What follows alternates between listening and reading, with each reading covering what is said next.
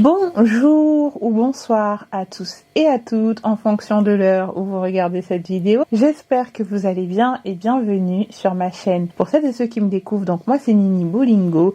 Ici on parle un peu de tout. Je suis ravie de vous retrouver sur ma chaîne. Je sais pas pourquoi je suis aussi contente. Après mon mental breakdown d'hier, pour celles et ceux qui ont vu la vidéo, franchement ça va beaucoup mieux. Je suis vraiment contente et en pleine forme de tourner cette vidéo tout simplement. Alors j'essaie de vous faire des intros un peu moins longues, donc vous pouvez me retrouver sur Instagram pour celles et ceux qui ont l'habitude de regarder mes vidéos mais qui ne me suivent pas encore sur Instagram, donc c'est House of Nini Bolingo. Et vous pouvez également venir sur TikTok, donc c'est nini.bolingo. Là en ce moment je vous fais pas mal de vidéos et je pense que c'est un format qui va rester. Je vous fais pas mal de vidéos où je teste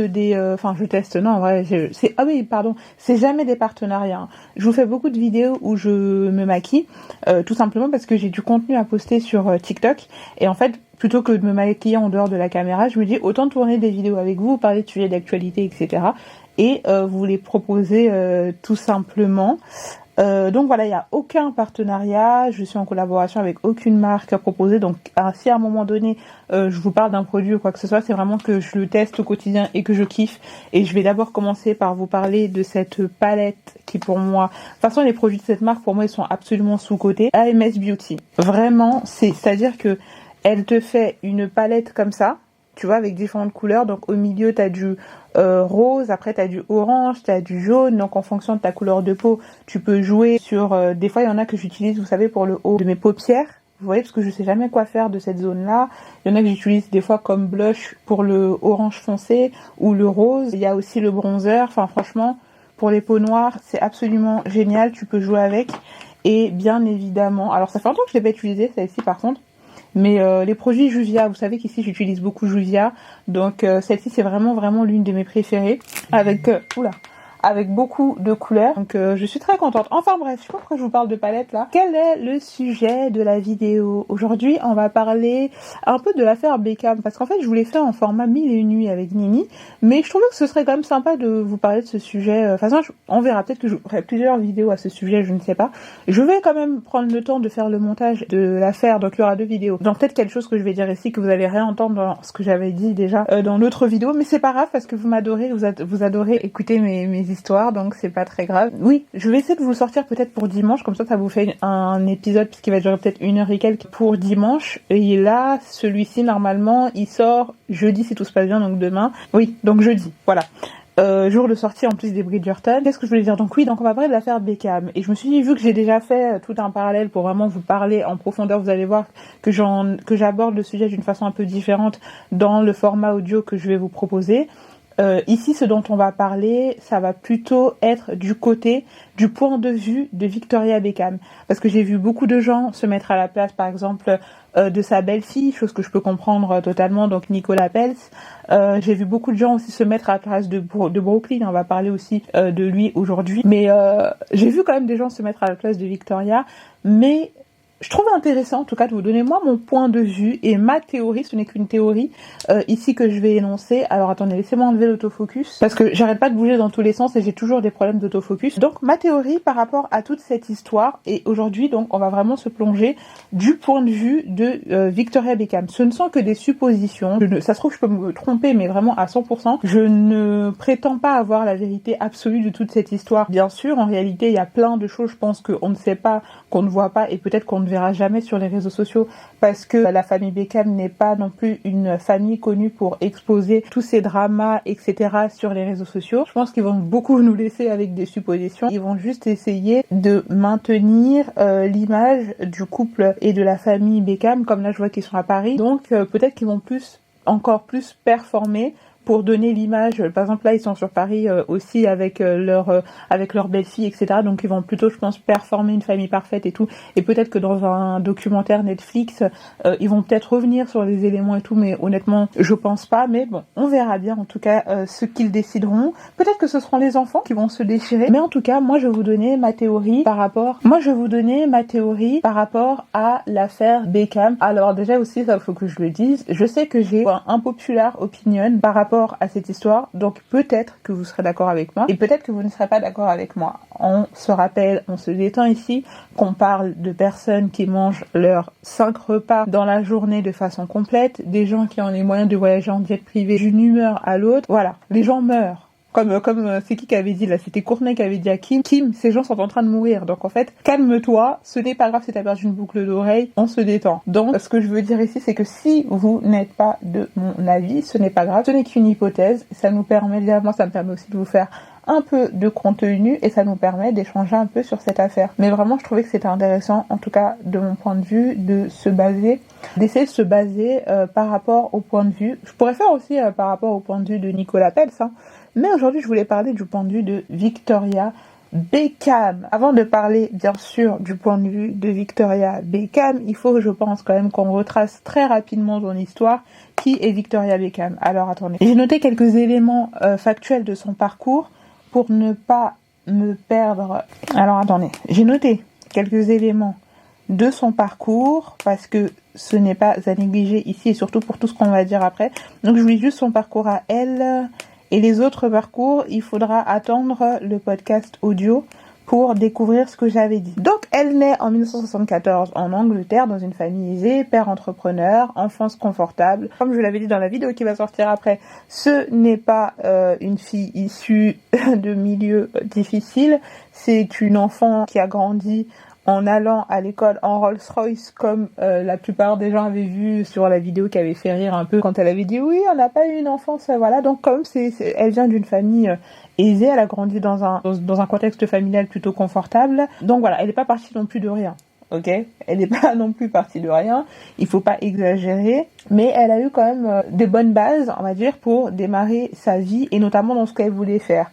Parce que très jeune, donc elle se forme au chant, dans la danse et dans le théâtre. Elle sait directement qu'elle veut être visible et qu'elle veut peut-être percer. Je sais pas si elle savait qu'elle allait percer autant, mais en tout cas se faire un nom. Donc en 1974, elle rejoint le groupe féminin Spice Girls, qui devient un boom avec la sortie du titre Wannabe. Les Spice Girls deviennent un phénomène mondial et Victoria Beckham se voit attribuer un rôle très précis, Posh Spice, qui va cartonner. Dans les années 90, elle rencontre David Beckham et donc là, elle passe de statut de chanteuse dans un groupe à People, adorée des tabloïds, de branding avant l'heure et le couple devient une marque internationale. Après la séparation des Spice Girls, Victoria tente une carrière solo mais ça ne décolle pas.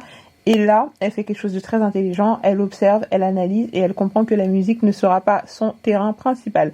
Donc au milieu des années 2000, elle opère un virage stratégique dans la mode. Elle lance donc une marque de luxe minimaliste, et structurée et elle est prise très au sérieux. Notamment grâce aux relations qu'elle a su se faire. Progressivement, les institutions de la mode la reconnaissent, elle cesse d'être l'ex-Spice Girl et elle devient une créatrice crédible. Donc aujourd'hui, Victoria Beckham reste une figure centrale, toujours médiatisée, toujours observée, mais surtout une femme qui a compris très tôt que l'image, quand elle est maîtrisée, peut devenir un empire. C'était les quelques mots que j'avais écrits à son sujet, donc si jamais vous entendez les mêmes mots dans l'autre vidéo, c'est normal parce qu'en fait j'ai juste repris ce que j'avais pris par rapport à sa biographie. Donc voilà un peu qui est Victoria Beckham, qu'on dépeint souvent comme la méchante sorcière de l'Ouest parce que elle n'est pas connue pour être alors très causante, je ne sais pas, mais en tout cas très loquace parce que elle est souvent décrite comme un personnage très qui sourit pas énormément. Ouais, moi ça m'a pas étonné quand j'ai appris qu'elle était très proche d'Anna Wintour, tout simplement parce que pour moi elle renvoie exactement la même énergie. Je vous avais parlé, je sais plus c'était de qui quand je vous disais ça, mais je vous avais parlé de quelqu'un, je sais plus de qui je vous parlais, et je vous disais qu'il y a des personnes des fois qui ont je sais pas comment dire, un charisme un peu intimidant, c'est-à-dire que quand tu croises ces personnes-là, ton premier réflexe va peut-être pas être de sauter dans leurs bras parce que même si tu les admires, tu sais pas trop. Par exemple, je sais pas comment dire, il y a des personnalités publiques, tu te dis ah bah si tu les croises, tu peux leur faire un coucou ou aller les voir parce que tu auras pas peur parce qu'en tout cas ils dégagent quelque chose de plutôt, enfin sur l'écran bien sûr, de plutôt social, de plutôt ouvert. Mais il y a des personnalités, tu vas quand même réfléchir à deux fois parce qu'ils dégagent quand même soit un certain charisme ou soit quelque chose en tout cas qui est comme un garde-fou. Et ben je trouve que Victoria Beckham, elle a ce truc-là, Anna Wintour aussi, elle a ce truc-là. Déjà, elle ne sourit pas énormément. Elles ont tout le temps l'air d'être pressées dans tout ce qu'elles font. Et il y en a une autre aussi là, qui dégage la même énergie. Attendez, j'ai plus le nom. En tout cas, je sais qu'il y avait une troisième personne aussi qui dégage exactement la même énergie. Donc voilà. Mais des fois, il y a des personnalités comme ça. Même si tu les adores, tu sais que si tu les croises, tu vas peut-être pas leur sauter dessus, leur dire ah, coucou, comment tu vas, etc. Parce que à premier abord, en tout cas, ils ont pas l'air très sociables, tu vois. Mais en réalité, les gens qui sont comme ça, c'est souvent une carapace. Alors, effectivement, il y a des personnes qui n'aiment pas peut-être être ennuyées ou qui ne sont pas forcément sociables, mais qui font un métier d'image. Donc voilà, alors attendez. Par exemple, je crois que Anna Wintour, elle est connue pour ne jamais, je crois presque en tout cas, accepter de photos. Parce que je me rappelle, il y avait une Parisienne qui l'avait croisée, je crois, à Paris et tout. Elle lui avait demandé une photo et Anna, elle avait dit non. Elle avait dit non. Donc voilà, elle est connue pour ne pas accepter trop les photos et tout. Après, ça se trouve, Victoria, elle, par contre, elle est super sympa et que c'est juste une carapace. Et donc, d'ailleurs, pour revenir à ça, moi, de mon point de vue, par rapport à toute cette histoire, etc., j'ai quand même l'impression que, par exemple, même cette image que des fois on lui dépeint, qui aujourd'hui joue un peu en sa défaveur, en réalité, quand tu regardes un peu son background, etc., c'est quelqu'un qui a dû quand même, c'est quelqu'un, je pense, qui a surtout eu à devoir très vite apprendre à gérer les tabloïds, la célébrité, etc. Parce que pour celles qui se rappellent, moi quand je pense à Victoria Beckham, vous savez je pense à quoi? Pour celles qui sont nées dans les années 90, je sais pas si vous vous souvenez quand on achetait des magazines Closer, Public, etc. et que c'était ça le divertissement. C'était dedans qu'on apprenait les gros titres des célébrités, etc. Et je sais qu'il y avait une époque même sur sur People, et ceux qui faisaient vraiment l'actualité, et je vous parle de ça vraiment, j'étais une gamine, ceux qui faisaient vraiment l'actualité, c'était par exemple dans les magazines Closer, Public, etc. Si tu prends de l'époque, tu ne pouvais pas tomber sur un magazine People sans voir en couverture soit Eva Longoria, Lindsay Lohan, soit la famille Beckham, et notamment Victoria Beckham. Donc, t'avais toutes ces célébrités-là qui faisaient toujours la une des tabloïds. Donc, vraiment, j'ai oublié, je devais me bronzer d'abord, j'ai oublié de me bronzer. Bon, c'est pas grave, je vais le faire dans le désordre. Je parle vraiment des magazines de l'époque. Si t'es déjà tombé sur des magazines de l'époque, t'as forcément vu en couverture une des personnes que je viens de citer. C'était vraiment celle qui faisait l'actualité. Donc moi, c'est vraiment à ce moment-là que j'ai connu, en quelque sorte, je les connais pas personnellement, mais vous avez compris, connu médiatiquement la famille Beckham et surtout la Victoria Beckham. Donc c'est une femme, en tout cas, qui a su transcender plusieurs générations, toujours faire partie de l'actualité, et surtout, pour moi, c'est celle qui a bâti le nom de famille Beckham. Franchement, des fois, il y a des familles, vraiment, les belles filles doivent être décorées dans cette famille. Parce que le rayonnement qu'elles ont su apporter à leur nom de famille marital... Attendez, je suis juste en train de regarder quelle poudre est-ce que je vais utiliser. Attendez, je suis en train de choisir là dans la palette. Ouais, je vais utiliser celui-là. Ouais, parce que le rayonnement qu'elles ont apporté à leur nom marital, sérieusement...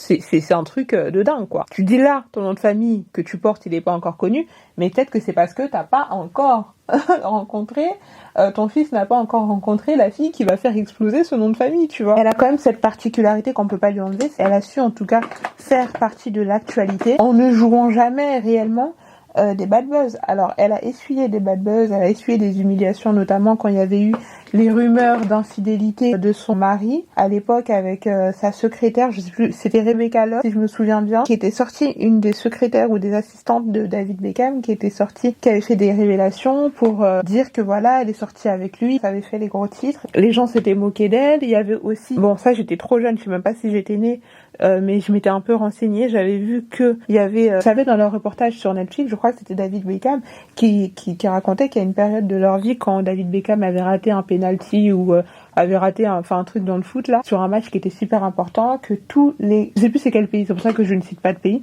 le détestait et il se faisait même cracher dessus dans la rue, etc. Donc c'est quelqu'un qui a eu en tout cas expérimenté beaucoup de polémiques, et pas des polémiques nationales mais des polémiques internationales. Donc du coup c'est quelqu'un qui maîtrise en tout cas l'image, et s'il y a quelque chose qu'on ne peut pas, que tu l'apprécies ou que tu ne l'apprécies pas, s'il y a une chose qu'on ne peut pas retirer en tout cas à Victoria Beckham, c'est que ça reste quand même une femme, je trouve, qui a énormément travaillé pour en être là où elle en est aujourd'hui. Bien sûr que c'est quelqu'un qui avait déjà des moyens de faire de grandes choses dans la vie parce elle venait d'une famille aisée, mais on ne peut pas aussi lui retirer par contre tout le travail qu'elle a fourni pour toujours faire, je sais pas comment vous dire, pour toujours, tu sais par exemple il y a des gens, à l'époque ils étaient connus etc, mais aujourd'hui t'entends plus parler d'eux.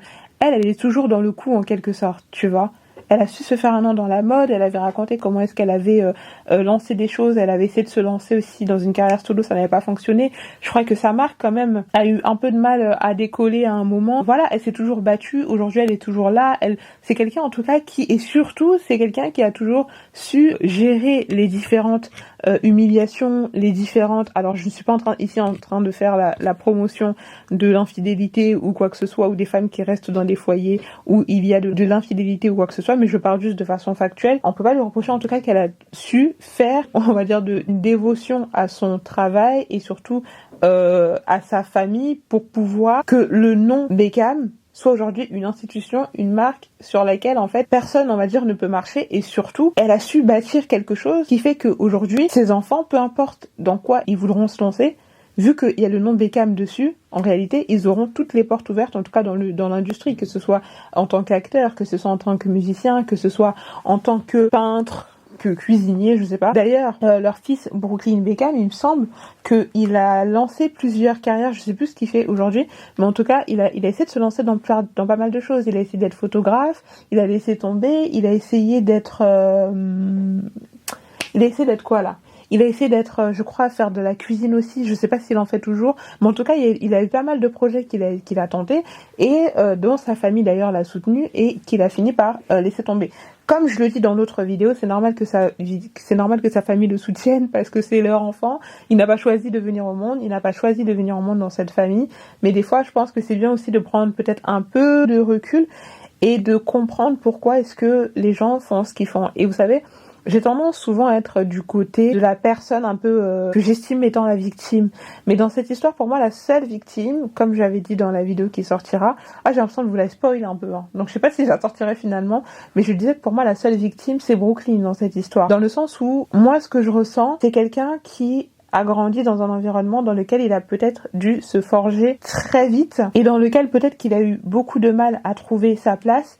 Parce que, quand ta mère, c'est Victoria Beckham, une ex-Spice Girl, et qui aujourd'hui est un grand nom dans la mode, et quand ton père, c'est David Beckham, un ancien footballeur international avec la carrière qu'il a eue, etc., je pense que toi, peut-être en tant qu'être humain, tu peux peut-être avoir l'impression que tu dois avoir ce niveau d'excellence aussi, et tu te demandes, peut-être ça peut aussi te créer des troubles d'identité, c'est-à-dire tu te demandes est-ce que tu as vraiment de la valeur en dehors de tes parents, est-ce que tu vois, même si tout le monde te regarde, tout le monde te dit que t'es génial, enfin je sais pas, hein, là c'est des hypothèses que je donne bien sûr, et en fait malheureusement ce genre d'homme, alors je parle pas forcément de Nicolas ici, je ne connais pas en tout cas ses intentions, mais de façon factuelle, ce genre d'homme, par exemple, vous voyez le genre d'homme comme Robert Kardashian, il a grandi avec des sœurs qui sont hyper médiatisées, qui ont une carrière de dingue, etc.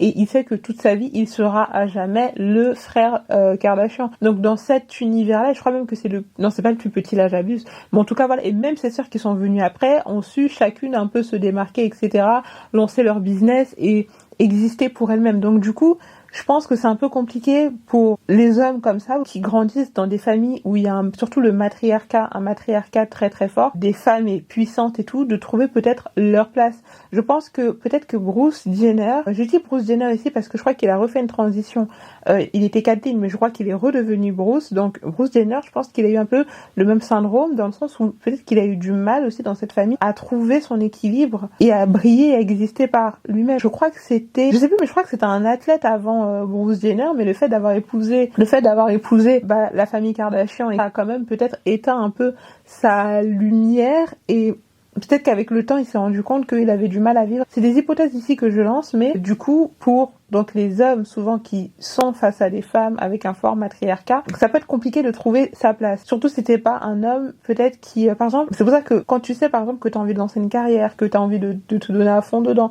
quand tu sais que t'as une personnalité, parce qu'on a beaucoup parlé par exemple de la personnalité de Victoria Beckham, on a beaucoup dépeinte comme une femme, son propre fils d'ailleurs a dit que elle a été très contrôlante dans sa jeunesse, etc. Donc faut vraiment faire le bon choix de conjoint quand tu sais que que t'as ce genre de personnalité, parce que c'est pas tous les hommes qui peuvent comprendre qui peuvent comprendre la vision de là où tu veux aller quand t'es une femme, en tout cas, qui a une vision pour l'avenir et qui ne peut pas se contenter juste d'une relation comme ça, mais qui voit plus loin et surtout qui a besoin de... Vous savez, aujourd'hui, on parle beaucoup, par exemple, de patriarcat. Et oui, les hommes doivent prendre le lead, etc. Mais il y a quand même cette variante dont on parle pas beaucoup, je trouve aussi, c'est les femmes qui naturellement, des fois, souvent c'est les aînés, souvent c'est qui ont peut-être du mal aussi, ou des femmes qui ont dû dans leur jeunesse toujours avoir à se défendre ou toujours avoir besoin de veiller sur elles-mêmes parce que personne ne pouvait veiller sur elles-mêmes. C'est très compliqué. Après, même si c'est un homme en face de toi, même si en soi il n'y a pas de red flag ou quoi que ce soit, de ne pas être constamment en alerte et surtout de laisser le lead à quelqu'un d'autre. Moi, par exemple, dans tout ce que je fais, j'aime bien, c'est pour ça que je pense que, par exemple, même pour ma chaîne YouTube ou pour les trucs un peu, voilà, j'ai compris que même si plus tard je compte ouvrir un peu le champ des possibles et vous emmener avec d'autres personnes et tout, dans un premier temps, je pense que c'est bien que je commence toute seule parce que j'ai quand même ce côté un peu psychorigide qui fait que travailler avec moi, avec la je vous fais presque une vidéo par jour avec la productivité que je m'impose, avec le rythme que je m'impose, avec tout ce que je m'impose, etc. Je sais que beaucoup de gens pourraient trouver ça comme contrôlant, comme abusif, comme voilà. Donc du coup, je me dis bon bah tant que c'est que à ma petite personne, à moi, et que moi ça me permet d'atteindre mes objectifs, c'est le plus important. Mais c'est vrai que pour les personnes en tout cas qui vivent autour, c'est comme des personnes qui vivent autour d'un patriarcat super fort, vous voyez. Et là où sur cette variante-là, peut-être que il a pas eu le recul de prendre du recul par rapport. Mais attendez, parce que ça, je vais y venir à ce point-là. Mais donc je disais, pour ces hommes-là, parfois, que tu sois le fils, que tu sois le mari, etc., ça peut être compliqué de trouver ta place, surtout auprès d'une femme qui a du succès, qui réussit, etc. Par exemple, on peut parler de l'affaire Christy Damon aussi là récemment, avec tout ce qui s'est passé. Bah quand c'est ta femme qui est un peu la lumière de ce couple et que c'est elle vraiment qui attire à elle et nanana, bah ça peut être un peu compliqué pour toi en tant qu'homme, tu vois, peu importe, fils, mari ou voilà, de trouver ta place, ou même frère, du coup avec Robert Kardashian. C'est ce qui fait que, voilà, je crois qu'il est passé par des épisodes... Il a pas eu un problème d'addiction, Robert Kardashian. Je crois qu'il a un problème d'addiction. Souvent, c'est ses sœurs qui l'aident au niveau de sa santé mentale. Il y a eu aussi sa relation avec Blac Chyna qui a aussi été un peu chaotique. Et en plus, il y avait des personnes qui disaient que Blac Chyna est sortie. Alors ça, est-ce que c'est vrai, est-ce que c'est pas vrai? Elle est sortie avec lui pour se venger en quelque sorte parce que elle partirait du principe... Est-ce que c'est pas Kylie Jenner qui est sortie avec Tyga, je ne sais plus. Bref, en tout cas, tout ça pour vous dire que en fait, ce genre d'hommes-là, c'est des hommes qui ont beaucoup été couvés, etc. Donc tu pourrais dire, mais ils ont été extrêmement privilégiés, ils ont pas de problème, etc. Mais en réalité, Jaden Smith m'a l'air d'être un peu comme ça aussi. C'est des hommes qui ont du mal à trouver leur place. Et c'est des hommes qui ont du mal à trouver leur identité quand ils sont autour d'un matriarcat très fort. Par exemple, dans la famille Smith, moi je dirais que le matriarcat de cette famille, c'est Jada Pinkett Smith. Ça se voit quand même que c'est une femme, je pense, qui doit prendre beaucoup de place. Et quand justement tu es une femme qui a tendance à prendre beaucoup de place, qui a besoin de donner aussi son avis, il faut bien choisir l'homme avec qui tu vas choisir ta vie. Tu peux pas finir ta vie avec quelqu'un qui a des problèmes d'ego. Tu peux pas finir ta vie ou choisir de faire ta vie avec quelqu'un qui voit une vie métro boulot dodo. Si tu veux faire une carrière par exemple, parce qu'il va trouver que tout ce que tu veux faire, toutes tes ambitions, tous tes trucs sont complètement démesurés. Tu peux pas finir ta vie ou envisager une relation avec quelqu'un qui lui peut-être voit un point de vue trop... faut vraiment plutôt t'intéresser vraiment à la vision de l'homme avec qui tu veux faire ta vie. Tu vois, moi je pense que pour arriver à un certain niveau dans ta vie, c'est comme les gens que tu fréquentes, c'est eux aussi qui vont faire en sorte que tu vas pouvoir atteindre tes objectifs ou pas. Dans les hommes, c'est exactement la même chose. Tu sais que t'as des grandes ambitions de carrière, ça va te demander des sacrifices, etc. La personne qui rentre dans ta vie, c'est soit elle peut comprendre. Et beaucoup vont te dire oui, je peux comprendre, etc. Mais en réalité, ils ne comprennent pas et ils espèrent secrètement que tu changes d'avis ou alors ils te font un enfant pour que tu restes à ta place en quelque sorte sur le baby trap. Donc, il faut vraiment que tu puisses bien définir donc l'homme avec qui tu vas choisir ta vie. Et c'est un peu dommage parce que je vois pas vraiment par exemple de contenu dans ce sens, tu vois, de vraiment dire aux femmes par exemple qui veulent faire des carrés et tout, on va dire non mais toi tu vas finir seule avec des chats, on essaie de les faire peur, etc. Parce qu'en réalité moi je pense que cette société a peur des femmes qui se donnent l'opportunité d'avoir le choix. Voilà, ça c'était vraiment un truc que je voulais dire. Et en fait moi ce que je vois donc sur ce côté contrôlant dont il a parlé, c'est surtout que comme je disais, Victoria Beckham est une femme attention parce que cette vidéo, c'est du point de vue de Victoria Beckham. Ok. Donc moi, en tout cas, ce que je peux donner comme hypothèse, parce que je ne donne que des hypothèses ici, c'est que Victoria Beckham, c'est une femme qui a connu beaucoup, je disais, elle a beaucoup été sous les feux de la rampe des médias sociaux sur plusieurs générations. Quand vraiment l'influence a commencé avec les tabloïds, avec la chaîne I, etc., que vraiment, et en plus les paparazzis, les gens étaient absolument déchaînés avec les fake news, avec les trucs et tout, je pense qu'elle a appris justement à se protéger, à se préserver, et elle a vite appris aussi que toute sortie publique, etc., devait être contrôlée. Il suffit d'un mauvais sourcil, d'un mauvais regard, je sais pas, d'une respiration mal sur le côté, etc., pour que quelqu'un prenne une photo ou juste comme ça, je sais pas, elle est en train de se gratter le nez ou que voilà, et que ça fasse le tour du monde. Donc bien sûr que dans ces cas-là, tu auras forcément une mère qui est contrôlante parce que tu es né dans la famille Beckham, tu vois, et c'est pas forcément plus vert ailleurs, mais c'est ce que je disais hier, je sais plus quand, dans une vidéo, je disais parfois certaines personnes sont tellement privilégiées qu'ils ne se rendent plus compte de leur niveau de privilège en fait, et ils pensent que l'herbe est plus verte ailleurs, alors qu'en fait non, c'est juste que ta maman peut-être, après je sais pas, comme je l'ai dit, c'est des hypothèses, et je n'invalide pas ses sentiments et son ressenti, mais j'essaie peut-être juste de comprendre et pourquoi est-ce qu'il a grandi dans cet environnement. Je vous prends par exemple Blue Ivy.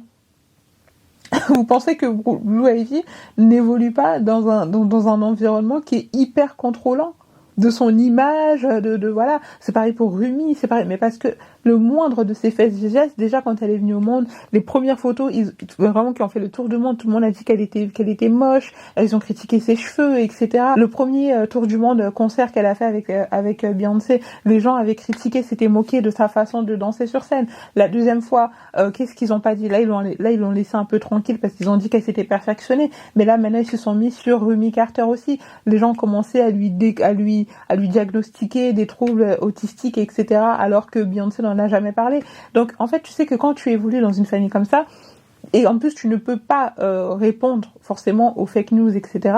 Oui, bien sûr que tu vas grandir avec des parents qui seront hyper contrôlants, parce que eux, ils ont vécu des choses dont toi, peut-être que tu as connu que le strass, les paillettes, t'as l'impression que tout était beau, etc. Mais parce que t'avais toujours maman et papa pour te protéger dans l'œil du cyclone, là où eux, en fait, ont réceptionné toutes les balles. Tu vois ce que je veux dire? Ils ont réceptionné toutes les balles, tous les clashs. Bien sûr que elle, peut-être qu'elle voit, elle essaie de te protéger de certaines choses parce qu'elle voit des choses qui auraient pu t'arriver, des bad buzz ou des gens qui auraient pu essayer de te faire du mal pour de l'argent, j'en sais rien, et qu'elle essaie de te protéger de tout ça.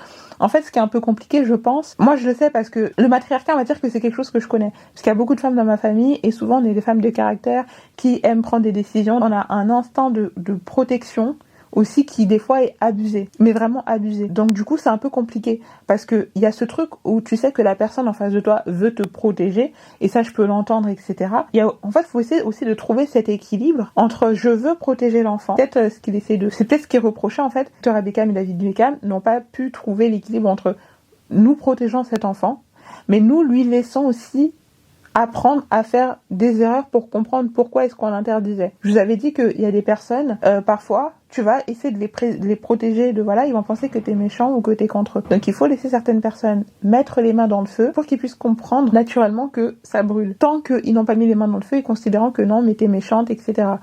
Et là où je pense qu'ils ont quand même essayé peut-être de faire preuve de bonne foi, c'est qu'en réalité, comme je dis encore une fois, c'est normal parce que c'est leur enfant, donc c'est normal qu'ils soutiennent leur enfant dans les différentes initiatives qu'il a essayé de lancer, mais ils ont quand même essayé de le soutenir dans beaucoup de projets, vous voyez ce que je veux dire? Donc j'ai pas l'impression non plus qu'on soit sur des parents qui vraiment veulent que leur fils fasse une seule chose, se concentre dessus et c'est tout. Mais peut-être que oui, si t'avais moins le droit de sortir que tes amis ou des choses comme ça, oui, parce que toi tu es un Beckham, tu vois. Enfin c'est un peu compliqué. Moi on va dire que de ce côté-là, en tout cas c'est l'hypothèse que je me suis fait quand j'ai entendu ça. Et après, au-delà de ça, il y a aussi ce truc par rapport au nom de famille qu'ils ont essayé de l'enlever. Moi j'ai une théorie, mais encore une fois ce n'est qu'une théorie. Je pense, et encore une fois comme j'ai dit, Victoria Beckham, je pense que c'est plutôt le genre de personnalité public qui préfère préserver l'intérêt de la famille en ne disant pas ou en ne divulguant pas tout ce qui peut se passer en privé,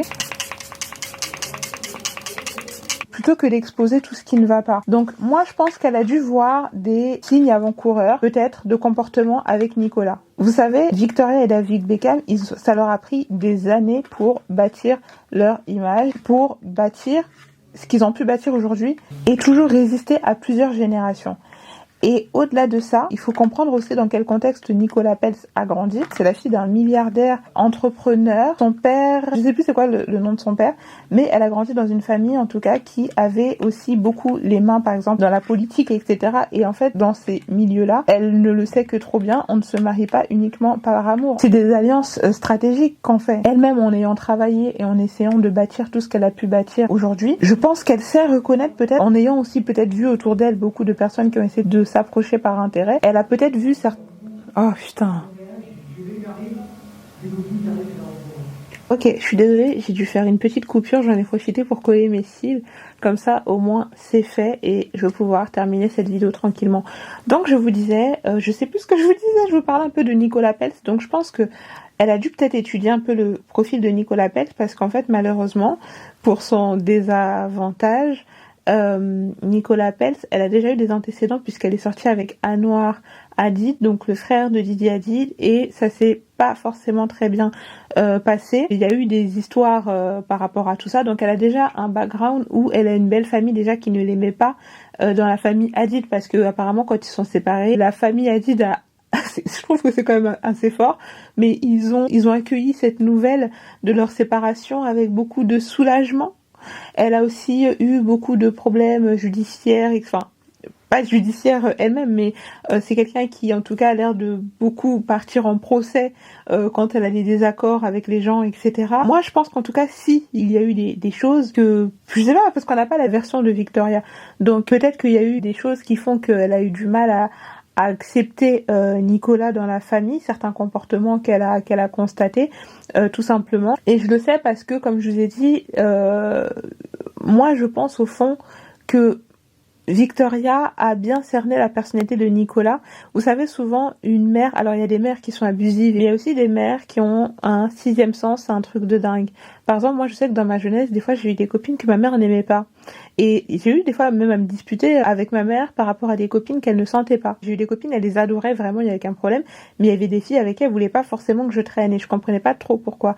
Et à chaque fois, finalement, soit la fille elle me faisait une trahison, soit finalement je me suis rendu compte que c'était pas forcément une bonne personne pour moi parce qu'elle me défonçait dans mon dos, soit je sais pas, mais en tout cas il y a vraiment des mères qui ont un sixième sens de dingue par rapport à leur fils et surtout qui savent reconnaître dans leur cas en plus peut-être.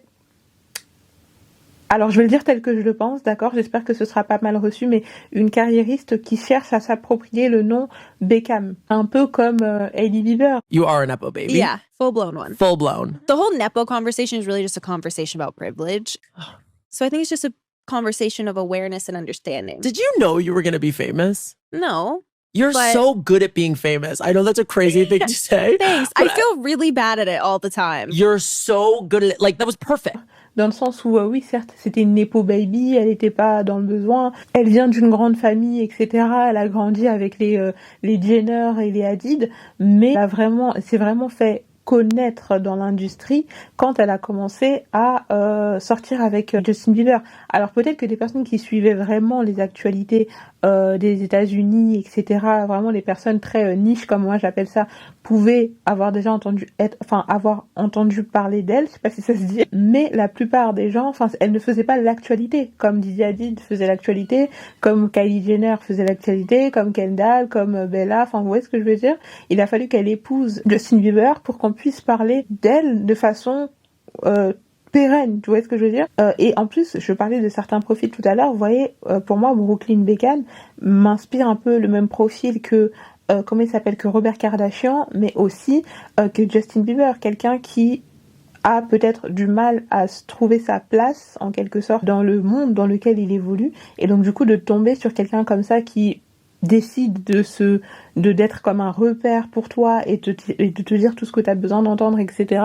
Tu deviens beaucoup plus manipulable. Alors attention, je ne dis pas ici que Justin Bieber a été manipulé ou quoi que ce soit, moi je connais pas leur relation, mais encore une fois, c'est vraiment ce que ces dynamiques de relation m'inspirent. Donc peut-être qu'elle a vu certains comportements avec Nicolas, que ça a alerté en elle sa sonnette d'alarme, et que c'est pour ça d'ailleurs qu'elle a voulu demander à Brooklyn de renoncer au nom, au droit du nom Beckham. Parce que là, je crois que Nicolas, elle a lancé une marque ou un truc comme ça. Est-ce que la marque ne s'appelle pas Peltz Beckham?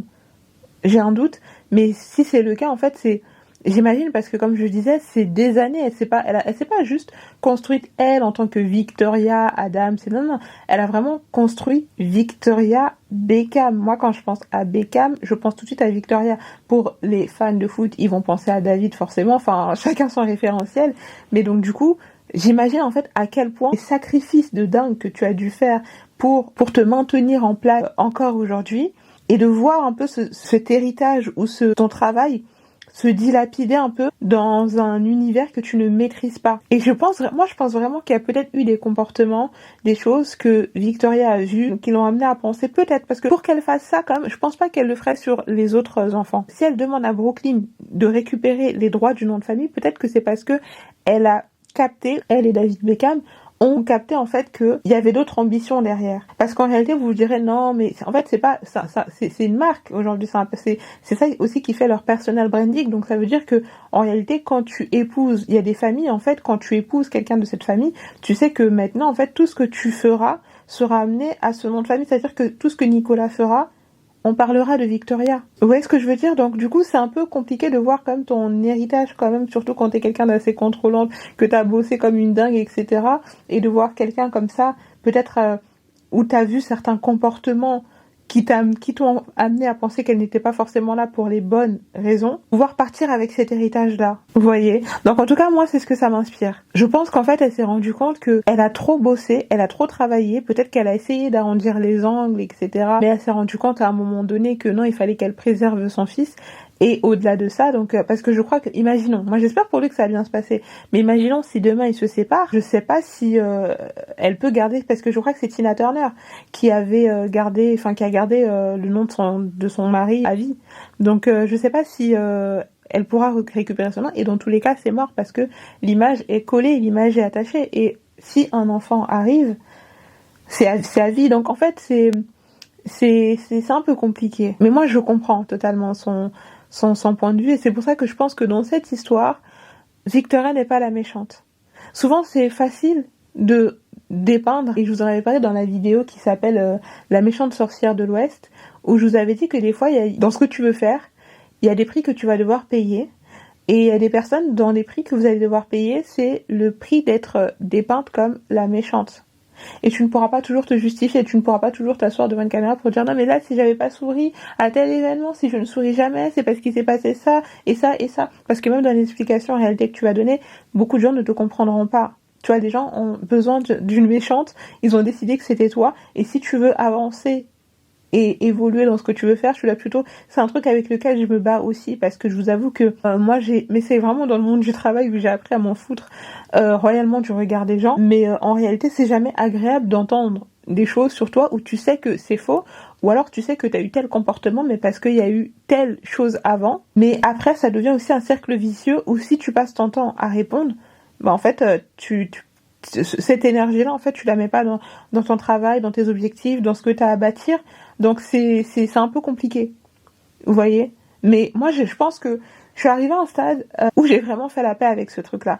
Parce que j'avais vu une vidéo d'une nana, c'est une américaine que je suis, que j'adore, et qui disait, en fait, que quand les gens te détestent, ou quand les gens ont décidé de faire de toi la méchante de leur histoire, l'avantage, en fait, c'est que en quelque sorte, tu peux pas tomber plus bas.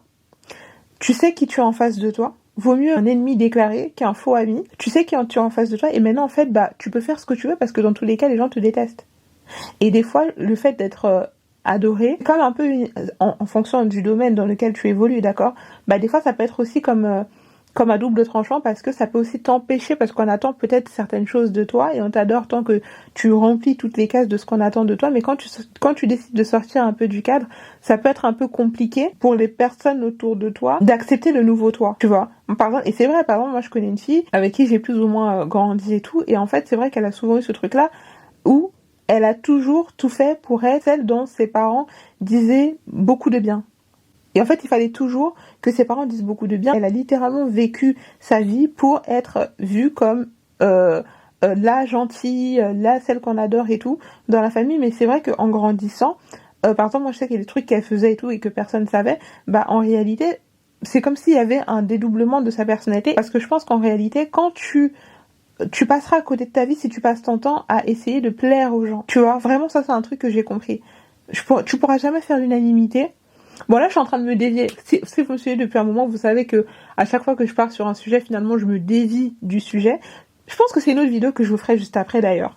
Une petite vidéo comme ça parce que vu qu'il y a Bridgerton qui sort demain, c'est parfait. Comme ça au moins là je vous ai fait un petit chat et il y a une deuxième vidéo qui sortira demain. Donc je me tais un peu sur ce sujet-là. Mais voilà ce que je voulais dire par rapport à Victoria Beckham. Moi je pense plutôt qu'elle a dû voir des signes avant-coureurs peut-être de certains comportements. Ça m'a l'air d'être une femme qui est très intelligente et qui sait reconnaître du vice quand il y en a ou quand... Vous voyez ce que je veux dire? Je pense qu'elle sait quand même... Il y a des gens comme ça qui ont un sixième sens et qui savent ressentir tes véritables intentions au-delà des mots. Donc voilà, je pense que dans une histoire, des fois, il faut peut-être prendre un peu le recul de tout ça et se demander vraiment pourquoi les gens se comportent comme ils se comportent. Il y a des gens, des fois, qui sont frontalement méchants et mauvais dans l'histoire et tout, mais en tout cas moi je vois qu'il y a quand même eu des tentatives d'accepter Nicolas dans la famille.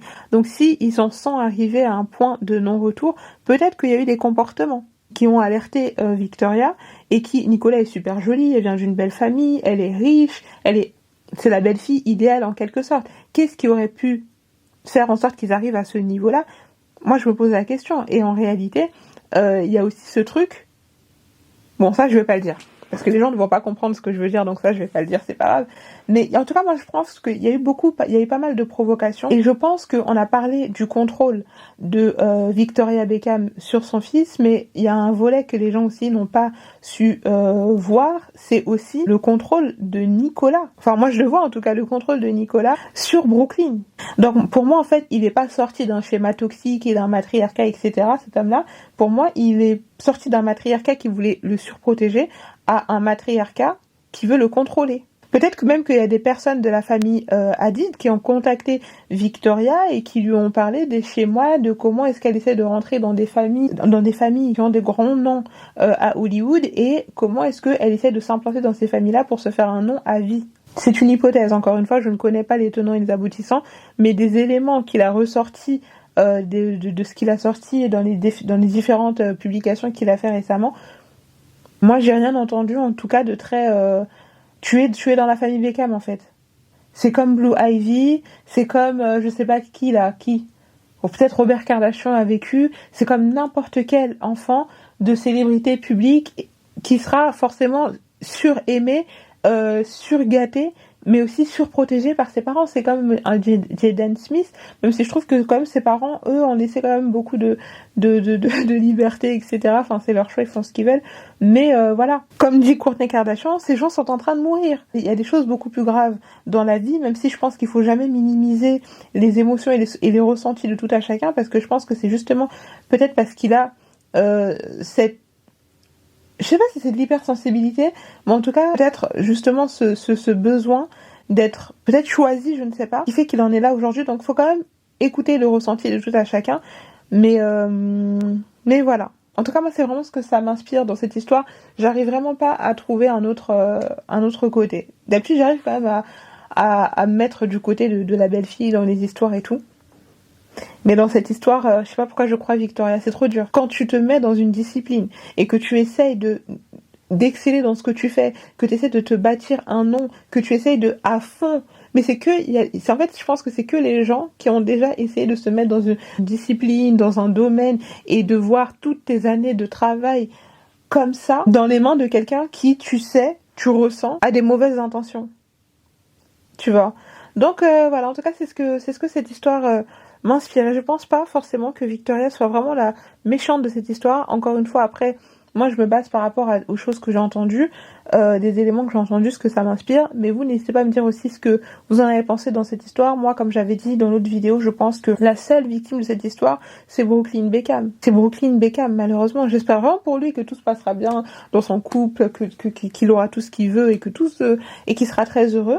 Au fond, je pense même que ses parents veulent son bonheur. Mais par exemple, là, si demain ça se passait mal ou qu'ils décidaient de divorcer avec Victoria, avec Nicolas, vous verrez qu'il repartirait directement dans les bras de ses parents. Et il essaierait de reprendre contact directement avec ses parents. Donc, là où peut-être que habituellement j'aurais vu ça comme un homme qui essaie de protéger sa femme d'une famille toxique, etc. Comme ça a pu arriver dans le passé avec d'autres familles.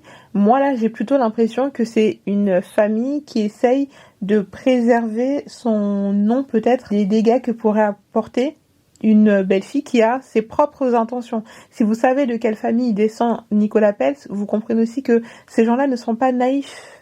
Ce n'est pas un petit agneau inoffensif et tout. Non, en fait, son père a des liens avec Donald Trump, avec Elon Musk, avec des... Si tu penses une seconde que cette fille peut être naïve et que voilà, non. Et je suis sûre d'ailleurs qu'il y a les parents qui tirent les ficelles derrière. Parce que, par exemple, ils ont renouvelé, je crois, leurs 3 ans de mariage ou un truc comme ça, dans une cérémonie où il n'y avait que les Pels. Il s'est fait tatouer le nom Pels. Il s'est fait, il a porté, je crois que oui, il porte le nom Pels. Donc en fait, tu vois, des fois c'est plein de petites provocations aussi comme ça qui peuvent être vues du point de vue en tout cas de la famille Beckham comme étant on contrôle votre fils en quelque sorte, tu vois. Donc bon, en tout cas, n'hésitez pas à me dire ce que vous en avez pensé. Moi, c'est vraiment ce que ça m'inspire. Encore une fois, il n'y a pas mort d'homme. Donc si vous n'êtes pas du même avis que moi, il n'y a aucun problème. Mais je serais en tout cas ravie d'écouter vos hypothèses. J'espère que vous avez passé un bon moment avec moi dans cette vidéo. Si c'est le cas, n'hésitez pas à liker, à commenter, à booster aussi la vidéo. Je vous remercie et je vous dis à très très vite pour une nouvelle vidéo. Gros bisous.